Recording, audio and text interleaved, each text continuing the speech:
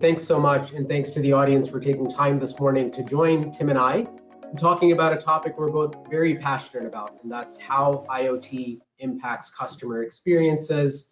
That is, I believe, the North Star in any industry is looking after your customers, and they will look after you.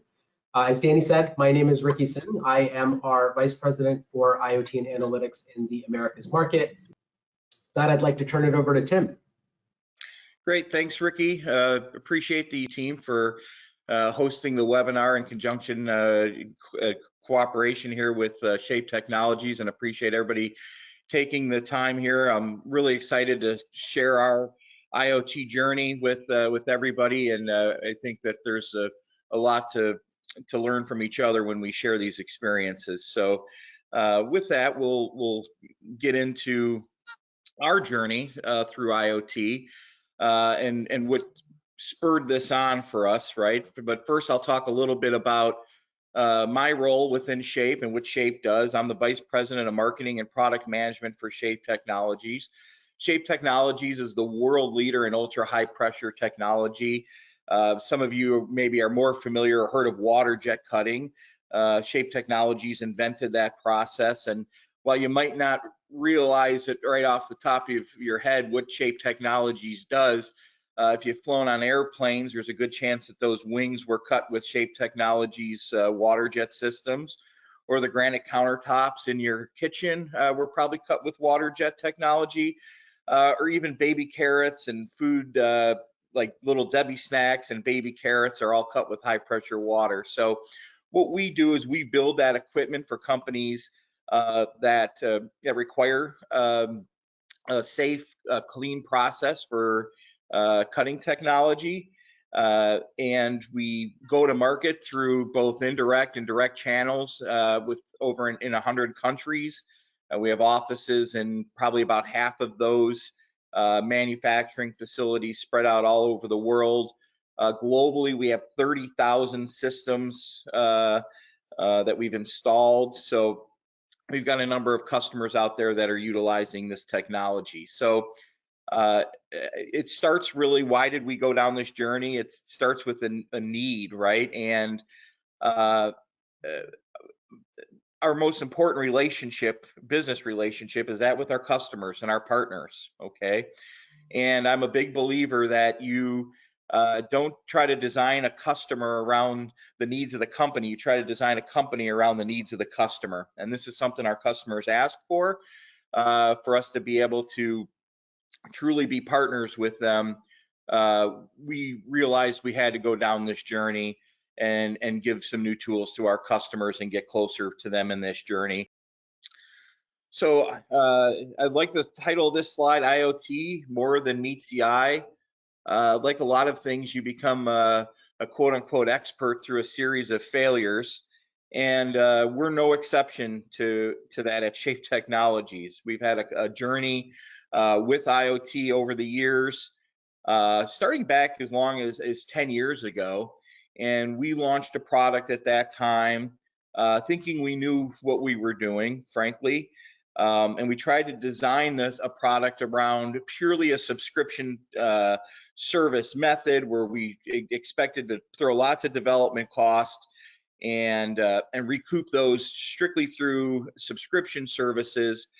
But what we also didn't look at the whole big picture, and it was only part of our product line, not the whole product line, which made our sales team hesitant to push it because they weren't knowing what product the customer was going to ultimately choose and didn't want to pigeonhole themselves into a situation. So it didn't get the marketing and sales push on the front end, but it also, frankly, I think disappointed us because we said, oh, okay, we're going to invest all this money. It just didn't work out, okay? And then we said, okay, the world has changed. We've got to give this another go, okay? And in a little bit about Shape Technologies, we've got all the software engineers in the world that develop all this great software. So we thought, hey, this is going to be great. We've got software teams, we got people, we can do this, we know about it. We went down the path, and frankly, every time we turned around a corner, we discovered something new that we didn't know about, okay? And we just recognized that we did not have the capabilities that were required to launch a successful, stable product out in the marketplace, and put the brakes on an internal development process, and recognize that we needed to find some help. So it was through a series of missteps and failures that kind of got us to this point, realizing that we had to partner with somebody here who was an expert at doing this. So I want to talk a little bit just about the whole customer experience section of this, and why, maybe getting into a little bit more detail why customers are looking for this, why we feel compelled to go down this development path.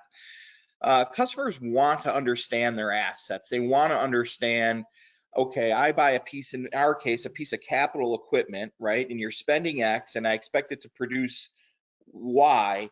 Is it doing that? Am I getting my ROI when I invest in that equipment? Am I getting the most out of my investment, my production? Is second shift performing to my expectations compared to first shift? There's all sorts of understanding that that companies want to be able to make effective business decisions, right? Just in maybe your businesses, right? You want to use data to drive good decisions and good processes within your own organization. And if you have a machine or a tool or a system that isn't providing data to drive those decisions, that's a problem. There's also other things too that are involved in this. So you have a machine tool, in our case, or a system that does water jet cutting. You'll learn there's different stakeholders have different needs, right? The operator, in the case of the system, wants to see certain data, but that might be completely different than the person who is the owner of the facility. And that might be completely different than the buyer purchaser who's responsible to making sure that there's consumable parts and things that are in place. So it's not enough to just put data on a screen right in front of the system that only the operator could see, but you got to let everybody be able to see data that they need to be able to effectively do their jobs. And it's worth noting that the labor shortage has kind of contributed to some of the need for this data, because companies felt fairly confident with the 25-year veteran or something running an old system that they were getting the most, perhaps from a production standpoint, that they could. But folks have had issues hiring people, training people, getting them up to speed, getting people to be as productive as they probably could be or should be. So company owners, for example, are wanting more insight into some of that piece. But the other piece here too is, as a vendor, as an OEM, we are expected to be the experts at what's going on in that system. And frankly, if we're not connected to that experience, we don't know, right? We don't know if that machine is running to peak productivity. We don't know if that system can deliver on our promise or our commitment to be a good partner. That we look a customer in the eye, we take a purchase order, we say, yes, this is going to perform to this level and it's going to meet these needs. But then if the system's not connected, you never have any insight to go back and say, am I fulfilling my promise to a customer? So by connecting these systems, we now have the means to be able to do that, which is a win-win for both the OEM, the supplier, and the customer as well. So. Yeah, Tim, and something you and I have talked about often is how our expectations as consumers drive many of our behaviors in enterprise, right? There's a big company that you refer to and how they've reshaped experiences where, if I call them and say, where's my shipment? Not only do they know exactly where my shipment is, they could probably tell me how many stops till it gets to my door. So tell the audience a little bit about that story. Yeah, so right, and it ties into kind of how we rethink the customer touch points today, right? The industry's been changed and in a lot of ways, and more and more our interactions that we have as a consumer drive what we expect also in the workplace. And to your point, Ricky, right? There's that company that does everything from A to Z, right? That we all know about. That you think, well, my gosh, I can order a pair of socks, see where it's at, see what's going on, and see when it's going to be at my door, and one click get those delivered to my door. And then you think, well, gosh, as a business owner, my equipment operating in that facility is much more important than whether I'm getting those socks delivered on time by UPS. I certainly need to be able to have insight into what that system is doing, right? So the level of expectations, we naturally think, well, gosh, if I have it here, I should be able to get it here as well. Okay, so it is driving expectations and behavior, and it's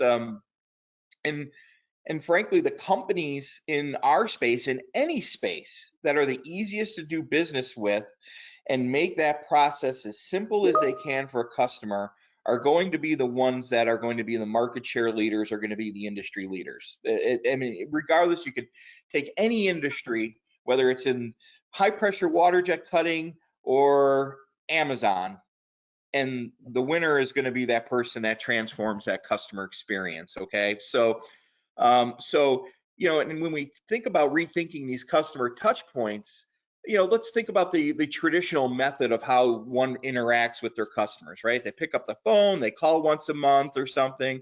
Hey, how you doing? How's everything running? Is it working? Go, oh, hey, by the way, do you need any parts? Do you need any service? And that's how it normally happens. And naturally, on the other end, what you don't always see is you're calling that person right while they're in the middle of something, right? And it's the convenient for me approach, not necessarily convenient for you approach. Okay. And again, even in our own world, if somebody knocked on our door every day and was a furnace repair person, and they're calling, they're stopping by, we're in the middle of our favorite show, we're helping our kids with their homework, we'd say, oh my gosh, just what a nuisance this is. Okay. But if they knock on the day that furnace breaks, my gosh, you're rolling out the red carpet, here, have a cup of coffee, I'm so happy to see you. This is the experience we're trying to drive to rethink the customer touch points to now, right? If you're in that same example, the furnace company, not only am I really creating an amazing touch point for this customer, but I also became a lot more efficient because I didn't waste 12 months of knocking on the door with nothing going on. Okay, so relating that to our own world, we have the ability to drive efficiency, and again, it's transforming that customer relationship for a convenient for me approach to a convenient for you, the customer approach. Okay, I now have the means to reach out to you when you need help the most, or when I have something to offer you of legitimate value. So that's how we see it from our perspective, right? And how this can also unlock from an OEM standpoint, instead of just time-based maintenance to condition-based maintenance. Okay. And I don't know, Ricky, I mean, maybe this would be a good opportunity for you to tell, how do you see other companies kind of working through some of this stuff? Yeah, Tim, I love that you said no matter what industry you're in, if you work backwards from the customer, you're going to be more successful. So just want to, again, underscore that we feel the same way, and why this process has been so critical for us to get that feedback from you as you go on your journey. But from a OEM to customer relationship perspective, it all starts with what you called sort of connecting to your asset. I kind of I call this giving your equipment a voice. So what would your equipment tell you when you give it a voice? And that really allows you to understand what's going on in the field, then think about those customer touch points that are high value add. And then it unlocks this sort of journey, or what we call the IoT maturity curve, that equipment manufacturers and product makers go on. The challenge with IoT over the course of the last 10, I believe it's now been 14 years that the term has been officially coined by Gartner, is that everyone looks at the sort of transformative power of IoT, and it absolutely is transformative, but getting to that transformation takes a step change process, and you can get value at every step change along the way.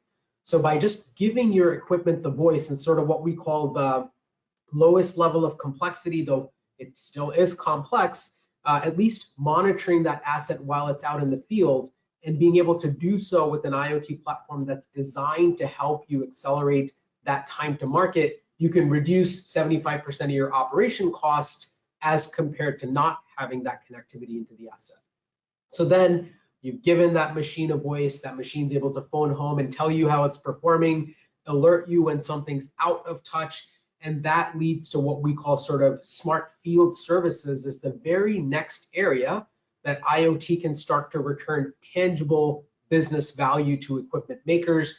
And just one example here, one of our customers sees on average 35% reduction in unplanned maintenance visits. So as Tim said, rather than knocking on that door 12 times a year, the 3 times that you do knock on it, you know what's going on with the equipment, you've shown up for the customer before their process went down, which allowed them to meet their SLAs, because I get hangry when I don't get my baby carrots at the supermarket, right, Tim? So we want to make sure that unplanned downtime does not happen. And something Tim told me early in the process is in-field services, sometimes the customers know their service rep by name.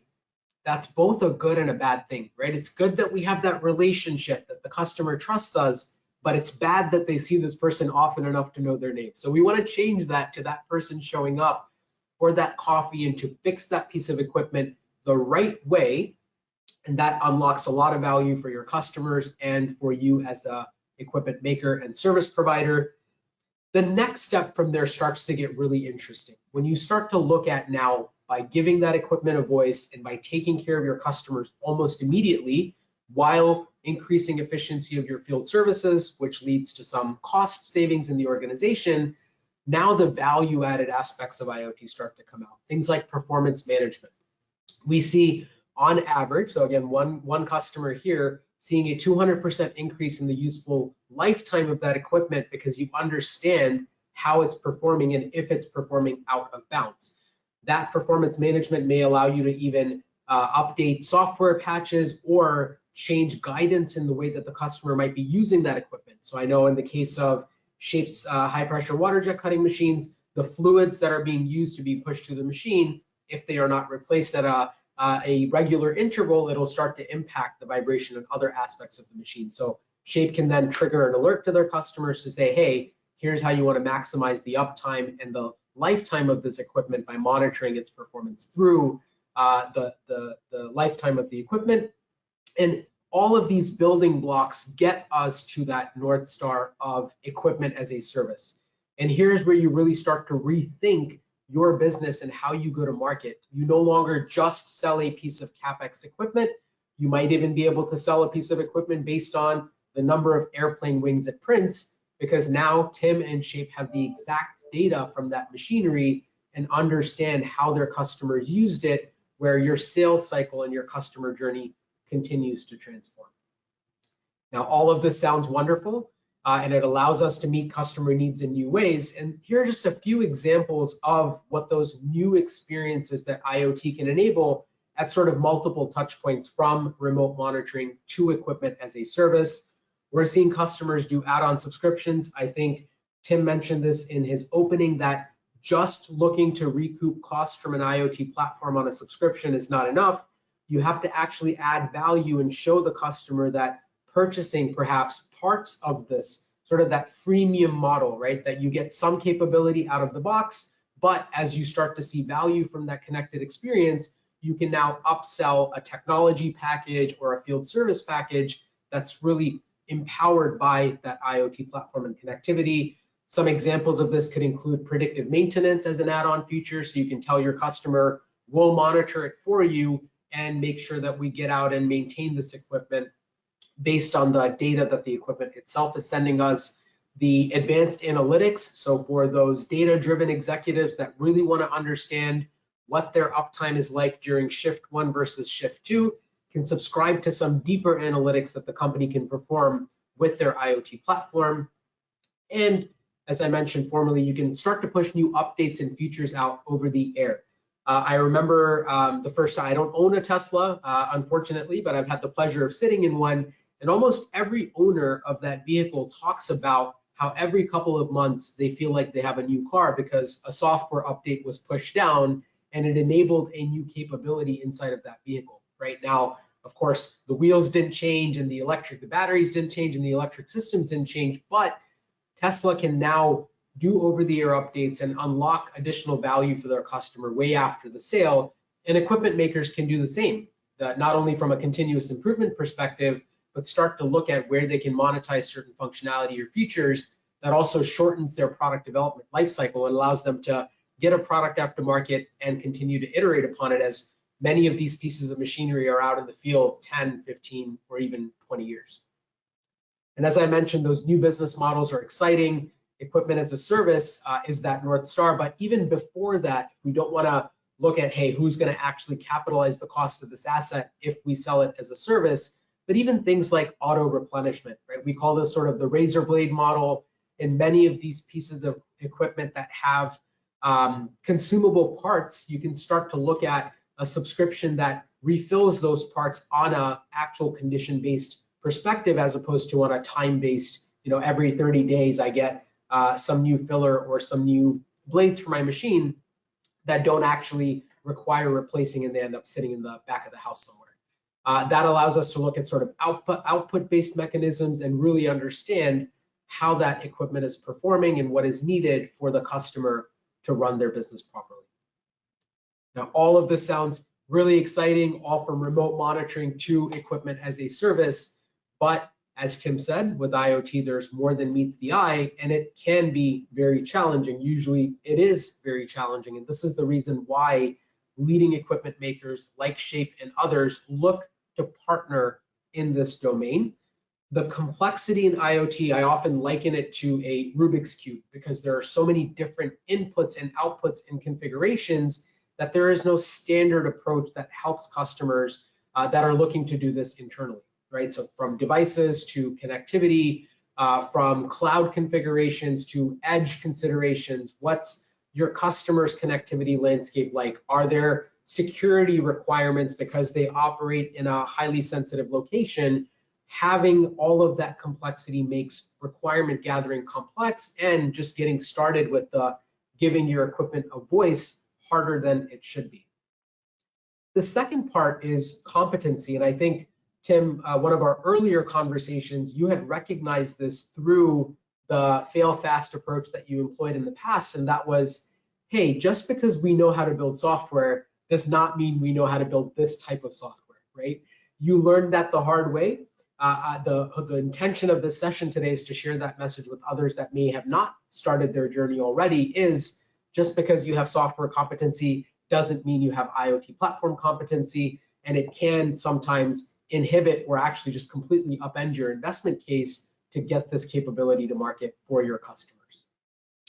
And lastly, coordination. As I mentioned, that complex ecosystem of devices and connectivity and platform and cloud, along with your customers really knowing how to build or use your equipment, and for you to know how to build really good equipment, the coordination across the ecosystem becomes important as well. And that's where having, I like to sort of say, IoT, there's an I in IoT, but it takes a we, right? There is no one person that can do it all, and bringing that ecosystem together is incredibly important. And this is what our partnership with Shape really highlights, and what we pride ourselves in with the rest of our customers is being that trusted partner in your IoT journey, from getting your equipment connected to driving that digital transformation over time. And our strategy, especially in the IoT space, can be likened to an iceberg. What our customers see in most of these smart connected use cases is really the tip of that iceberg. They see the top, the visualization layer that allows them to know, is my asset operating? How is it operating? How long was it up? And depending on the persona, you may want to see different information in that dashboard. That's where the value comes from. Now, when we say dashboard, it also includes other user interfaces, like a text message sent to a field service rep when a piece of equipment is not performing, or an alert sent to a factory floor operator to say that there might be a choke point at one part in their process.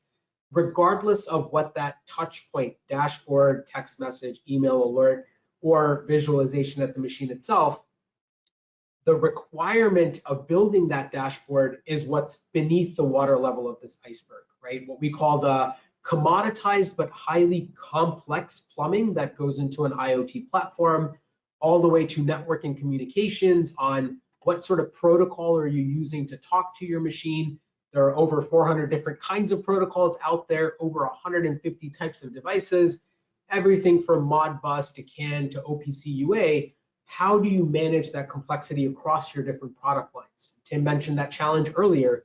They solved it for some of their products, but not others because they spoke a different language. How do you manage edge computing capabilities on the type of machine or gateway you have? And security is not a nice to have in IoT, it's a need to have. So these are the parts that really enable that customer experience layer, but most customers don't touch or feel.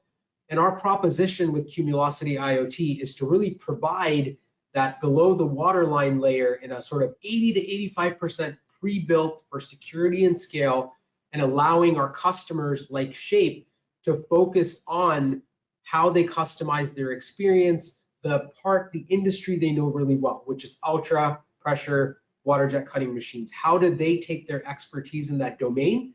And now their software developers that are used to building HMI interfaces can add value-added input to what that dashboard should look like for somebody that's not standing directly in front of the machine, and getting them to market much faster. And hopefully this is the reason why Shape got it right the third time around. And I'd like Tim to talk about how our partnership has enabled them to focus on the building of the right parts of the capabilities as opposed to the complex under the water layer. Tim, back over to you. Yeah, appreciate it, Ricky. Yeah, you hit the nail on the head, right? And again, I can't say this enough times. We have lots of really incredible software developers in our company fold. We build amazing equipment, but our expertise is building industrial high pressure water jet systems that are fully automated and have great, easy to use software to operate them. It's not IoT. And what basically employing this buy and build process allowed us to focus on what we do best, okay? What we don't do best is we don't know industry best practices, right? We don't know about device management or hardware selection or troubleshooting communications in the field between IoT. That's not our expertise, right? And those were some very specific things that employing this method, you just go to market strategy basically, and this partnership was able to help us with. You know, one of the things that transpired over the last year was this global supply chain shortage, and I can tell you we spent an awful lot of time with a shortage where our engineering team had to requalify a part or find something else or redesign something that could work and do the same thing based on supply chain constraints. And I would absolutely tell you that we shattered sales records last year for our company. That would not have happened if those engineers, well, one of two things would have happened. We either would have had to put IoT on the sideline and said we're going to save it for another day, or we would have been able to keep the production line going, meet our customer deliveries, and meet our customer commitments. No way could we have accomplished both of those without having that partnership, okay? So that's an important thing. There are a lot of other benefits to the partnership that we got out of it that I didn't necessarily see. As a company that builds equipment, right? We do business cases, we do ROI analysis, right? We do things like that quite often. But this is where the partnership was able to kind of come in and help us build some of this out. As I mentioned before, right, just driving to a subscription-based model isn't enough, right? We know that by creating a great customer experience and being the easiest company to do business with, that's going to transform our relationship with our customers and will yield new business opportunities for us. It will, right? So driving that relationship, driving those touch points makes that customer more likely to do business with you a second time. It makes them more likely to purchase parts and service for you. So helping to quantify some of that was helpful. And Tim, I greatly appreciate the trust and partnership along the way here. From my perspective, yes, we're a technology provider and we do that better than almost anyone. The core capabilities that we provide, it's what makes us a leader in the industrial IoT platform space. But selling the customer a platform is not the end, it's just the beginning, right? It's really about them driving utilization of the platform, them being successful with their customers, them having the ability to shape thought leadership and advancements in their industry. And in order to do that, we have to do all of the things that we talked about, right? That helping you develop that business case for your financial leadership to say, hey, I had a boss at a previous company that thought IoT was a nothing burger, right? Because, hey, I've heard about this for 10 years and it doesn't actually deliver any results. Someone's going to ask you how this saves the company money or makes the company more money. So helping our customers like Tim and Blake think through what does the business case look like for this investment, dedicating resources to develop this capability, how is that going to manifest in terms of earnings or cost savings? Sharing our success stories from other customers in different industries always helps you maybe think more creatively about it. And then, of course, making introductions to the relationships we have in the ecosystem because we work with hardware providers that are pre-integrated with Cumulocity, because we work with systems integrators that are very aware of how our capabilities help accelerate their time to market for managed services. All of these are, I think, the cherry and the icing around a very important part of the cake that really drives time to market for Tim, your customers, right? For them to see value from these added digital services that you're providing after you sell them, arguably the best machinery there is out there. Mm-hmm. Mm-hmm. Yeah, so I appreciate that's good insight, Ricky, for sure.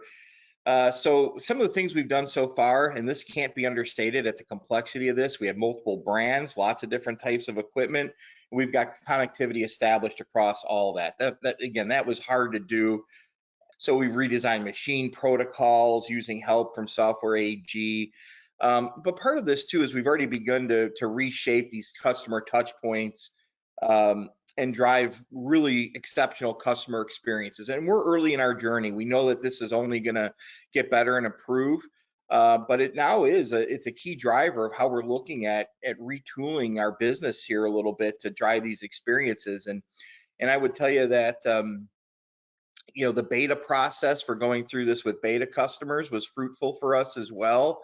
I always say a successful beta process is when those customers end up being some of your best brand advocates and are the most excited about a product. And we certainly have got that going for us. So again, we're rolling this out and already driving some great customer experiences, but there's I think a lot more really neat things coming down the pipeline. So from that perspective, we really have taken a think big, start small approach. Okay. It's endless where we can take this, right? But the most important thing is exactly what I mentioned just at the previous slide. Get everything connected, right? Get the product out there.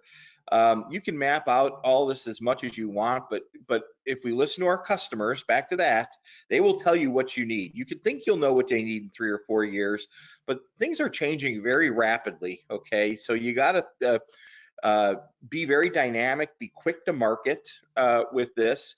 We're already looking at integrating new technologies, right? Think about if you made a product roadmap 18 months ago and you said, hey, this is what we're going to do the next 5 years. Would you ever have had Chat GPT in it? Okay. Probably not. You probably wouldn't have had that in your but again, by getting to market quick and starting small and being dynamic, right, we can start thinking, hey, this might be a neat tool to employ in this manner, and we could roll it out relatively quickly. So that's just an example. But again, gaining new insights and things like that we wouldn't have had access before.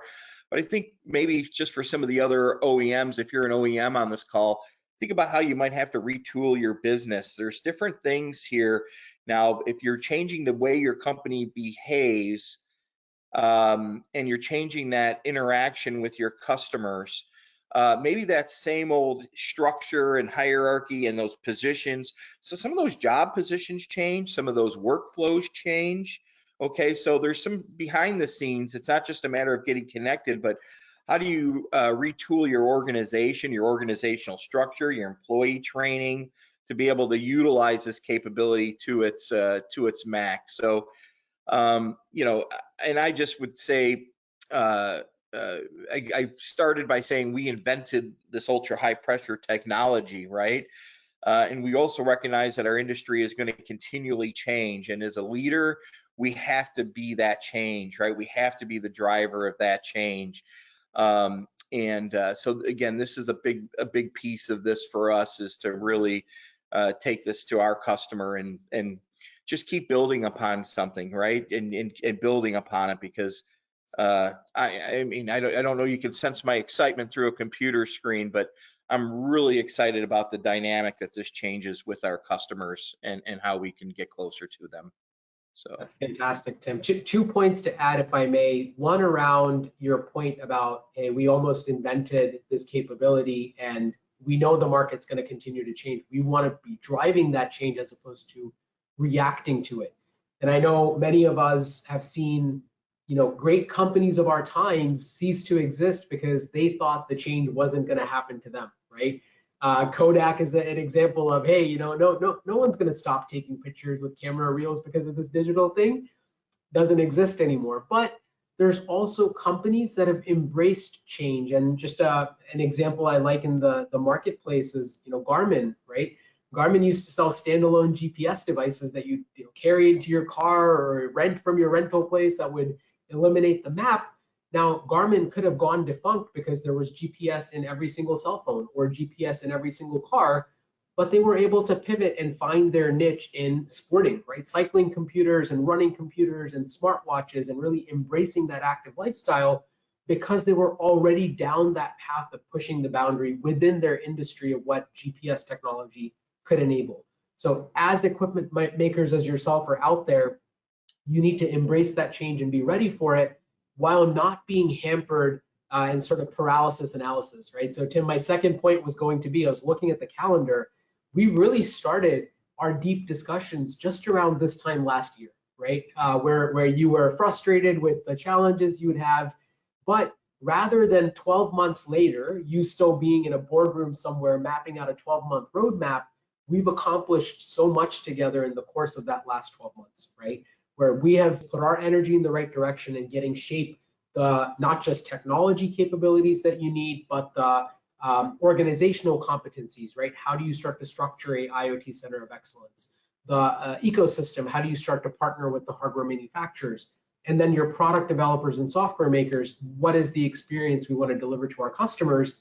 And with giving your equipment that voice, and by doing that remote connectivity and putting it in the hands of your customers, you're now spending your time and energy in efforts that matter, that drive real-time results. And then your customers can't say, well, you know, what is this platform? I don't know how to use it or need to use it, because they've been a part of shaping that experience with you, no pun intended. But I like the pun nonetheless. Awesome. So on that note, then let's, Danny, go to questions. I know we've got 20 minutes left in the session today. Happy to hear from the audience a little bit. Absolutely. And first, thank you and kudos to our amazing presenters today. So opening up our Q&A section here, and it looks like we do already have a couple questions coming in, so let's jump right into it. The first one we have is, how did Shape approach learning what customers find valuable from a connected machine? Yeah, it's a really good question, right? I mean, it always starts with going out in the field and talking to your customers, right? And if you ever phrase it that way to a customer, say, hey, what can we do to give you with a connected machine? You'll likely get kind of a unsatisfactory result with what you get. What you have to look at and what you have to ask your customers are, what's keeping you up at night? What problems are you trying to solve? Okay. And I use this example with my product management meetings all the time. Nobody went up to somebody 15 years ago and said, hey, give me the perfect description of the perfect cell phone. And somebody miraculously on the street came up with a description of an iPhone. It just doesn't work that way, right? You know, but you know, you happen to see one person walking down the street and on a radio, and another one trying to print out a MapQuest map and somebody on the phone. You just have to really learn and study and understand and get really close to those customers. So it begins with a lot of dialogue and a lot of understanding of what's keeping them up at night, right? And we talked about a lot of the customers are talking about labor shortages, for example. How do I get my people up to speed? How do I shorten the learning curve? How can I catch if they're making mistakes quicker to be able to get them on the right path? Okay. And that's just an example of what you'll find out from a customer. And then you could start to build those tools and say, boy, if we can use this to give applications tips and tricks to help them be more efficient, that would be a great feature to implement to help that, for example. So. Yeah, Tim, fantastic insights. It reminded me of that old, I believe Henry Ford quote where he said, if I asked customers what they wanted in an automobile, they would have said a faster horse, right? So when you approach and ask customers questions within their paradigm, they may not know, but going to them and asking them what's keeping you up at night, what are the pain points, and then thinking about how you solve those, what technology is key.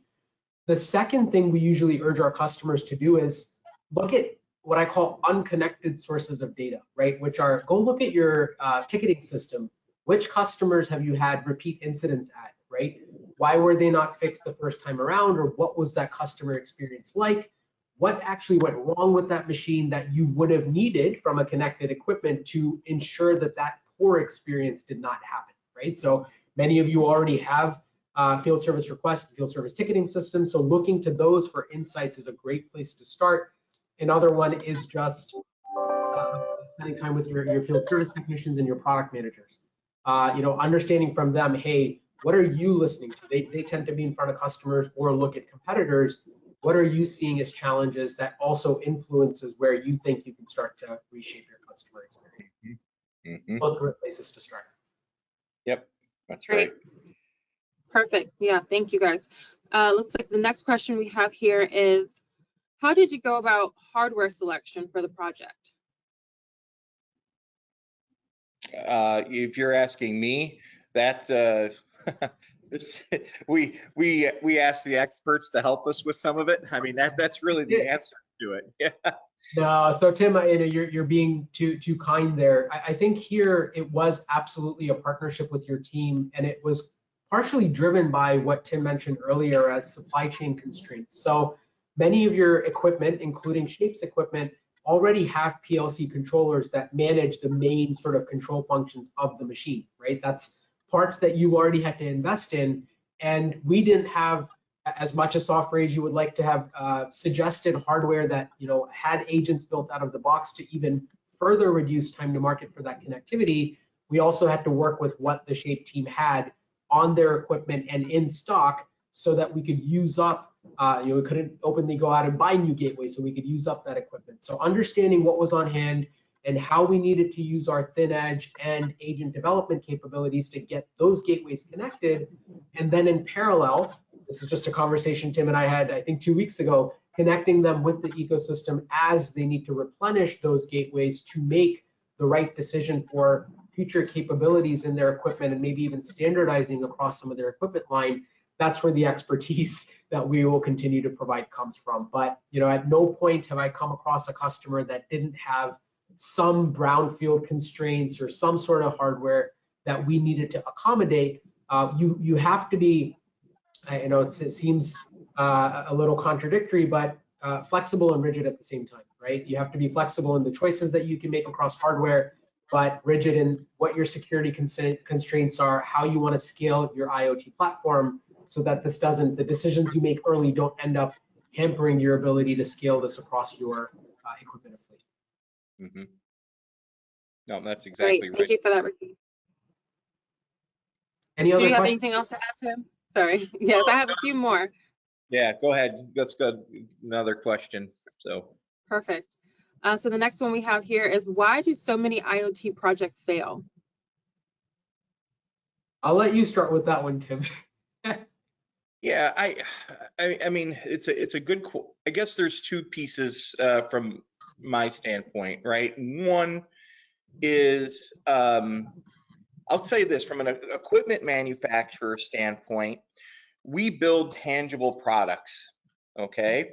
And I think from an organizational change management perspective, right, it's difficult to sometimes invest into something that's non-tangible and understand how to deploy that in you know, more of a software as a service type mentality. Okay, so I think there's some of it that's, you know, market-based constraints, or market understanding constraints, but I also, I mean, I would go back to what I said before, right? We have incredibly bright people in our organization, okay, um, and we have incredible knowledge in certain areas, but IoT isn't one of them. And you could have one person in your organization who's the expert and still only know 50% of what there is to know in order to be successful in deploying it.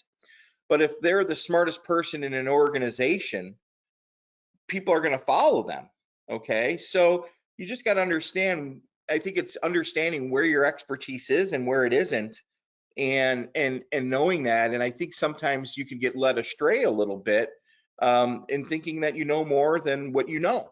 And nobody likes to admit that, but that's the answer to it. So I think that's a big piece of it, as well. But I want to go back to just the, you know, the business piece of it as well.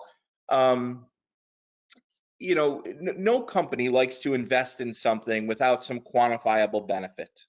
Okay, and it's really easy to create a very data driven, hey, I'm going to have it on 1,000 systems and it's going to be X per system of a subscription fee, and make a business model that way. But the driver of this, right, is we all can agree that the people that drive those best customer experiences and are easy to do business with are going to grow their market. It's hard to quantify that. It's hard to quantify easily, of the financial benefit to improve that customer relationship. Okay, because it's kind of a longer term thing, right? You're building a longer term relationship with those customers. You're developing trust, and it isn't easy for me to say, oh, I build this trust, and in March, April, May, June, I'm going to make X more money and tie it into a business case. No, what you get is you add to the value of your brand, the trust in the industry. You develop a relationship where you're truly a long-term partner with the customer, and those benefits will naturally come back to the OEM and to the organization. But it is hard to quantify that. So sometimes just getting the support on the front end, you really got to allow everybody in the organization to understand where the benefit is going to be, when it's going to come, and that it's not necessarily a flip the switch and it comes tomorrow type of thing. Yeah, Tim, absolutely agree with that last point as well. I think you really need to create visibility and have champions in the organization for the effort. You were our champion throughout Shape, and of course, Blake and many others that we worked with allowed us to not only tell the story of why Cumulocity was an important part of your strategy, but why IoT was a critical part of Shape's future, right? And making sure that the organization understood that this wasn't just a science project, that there were tangible outcomes we were looking to drive with this. And that, I think, is the most critical one for me as to why IoT projects fail, is because they don't focus on what are those outcomes that you drive with the technology. They focus on the technology itself, right? So many of us that have been in the industry for a while used to refer to IoT projects as, you know, they all go to die in POC hell, right? And the reason for that is actually in the word itself. You can do a proof of concept, and in isolation and in a vacuum, 9 times out of 10, the concept will work, right? We're at a place in technology maturity where we can rack up a couple of things and draw wires between a couple of things and get the technology to work. But what we urge customers to do is drive proofs of value, because just because you got the technology to work and you prove the concept doesn't mean you were able to show your champions in the organization what the metric was that you had improved. Did you save one person from having to go pull a log file from a machine in Wisconsin in the middle of winter, right? Tangible outcome that you drove. Were you able to reduce that customer's machine from going down for an hour, which saved them $5,000? Tangible outcome. And then you start small and fail fast, as Tim said, right? You want to prove for all of our customers, when we say proof, when we will do a proof of value with our customers like we did with Shape, we want to define what good looks like and show good in 30 days, right? In a short period of time to test our assumptions and drive us down the right path. The customers that start by identifying what value they want to drive, and then carving off a small piece of that value and picking the right partners in the ecosystem to prove that value with, those are the ones that get to scale much faster than ones that start with a proof of concept. Perfect. Thank you both. We'll do one more question and then we'll try to wrap up here. So how does your approach compare to using Azure or AWS IoT components? I can start with this one, Tim, and do add if you may. So look, I think cloud and IoT, I'm going to talk from an industry perspective because Tim brought up GPT before as well. But cloud and IoT have now reached a level of maturity that just simply wasn't there 10 years ago, right? Both of those terms were relatively new in the market, but nobody questions whether they have a cloud strategy anymore. It is, what is your cloud strategy? Because like Shape is not a company that builds IoT platforms. They're not a company that builds servers and racks that are a key part of keeping their business running as well. And Microsoft and Azure have really simplified that for every enterprise out there. It's providing storage and compute in an easy to consume fashion. Now, when they created that market of compute and storage, they also needed to seed that market with software to drive consumption of that compute and storage. And that's where IoT platform services like Azure IoT Hub or AWS IoT Core was created. And these were really Lego blocks. So what they were doing was saying, okay, if you want to build an IoT platform in the cloud, please use our Lego blocks to get you there faster than you can get there on your own. Now, yes, that does help that I don't have to make my own Lego blocks now, but Tim and his team don't have the slightest idea on how to build those Lego blocks and put them together themselves. What they want to focus on is the tip of the iceberg that we talked about, right? Which is the user experience, the customer experience that they want to drive from that connected asset. So we've taken those Lego blocks and composed them, below the waterline, the 85%, and those building blocks still get deployed in that same cloud infrastructure. We run our public service on AWS. We run private customer deployments or dedicated deployments in both Azure and AWS. And Microsoft and AWS both like us because we drive cloud consumption, the infrastructure, the compute and storage, because now more devices are connected to that platform. We drive consumption of those services faster. So I say for customers that have deep IoT platform knowledge, that know how to build those IoT platforms and put those pieces together themselves, you could go down that approach, but you're still spending the majority of your time building blocks that don't necessarily add value to your solution, where you can buy those and build your value around it, still deployed in that same hyperscaler cloud environment. Tim, I don't know if you have any thoughts on that. I would just say that the fact that I can contribute absolutely zero to that answer underscores the exact reason why we partnered with you. So I have nothing to add to that. Thank you so much. Fair enough. Thank you for taking the time to join us today. Our program has now ended. Enjoy the rest of your day. Until next time. Appreciate it. Thanks, everyone. Thanks, everyone, for joining. Thank you both.